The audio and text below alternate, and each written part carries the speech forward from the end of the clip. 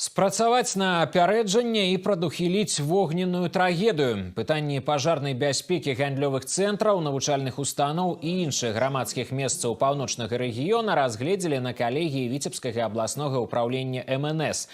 Удзельнікі пасяджэння расказалі пра існуючыя праблемы і пра тое, якія меры прымаюцца, каб іх вырашыць. Галоўная задача – зрабіць аб'екты Прыдзвінскага краю, якія рэгулярна наведвае мноства людзей, максімальна бяспечнымі пры пагрозе пажару. Гэта прыярытэтная работа для ратаўнікоў і адно з даручэнняў кіраўніка дзяржавы. Государственный пожарный надзор Витебской области всегда пристальное внимание уделяет именно объектам с массовым пребыванием людей. И поручение главы государства с 2023 года принять меры в части того, чтобы все объекты были оборудованы системами обнаружения пожара и оповещения от них, обеспечены первичными средствами пожаротушения.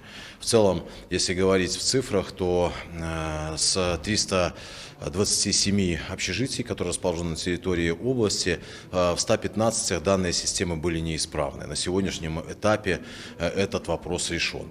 Остается вопрос по объектам с массовым пребыванием людей. Это торговые центры, дома культуры. За апошнія 12 месяцаў у паўночным рэгіёне адбыліся 4 пажары ў месцах масавага знаходжання людзей. Самы буйны ў снежні мінулага года ў Віцебскім гандлёвым цэнтры «Беларусь».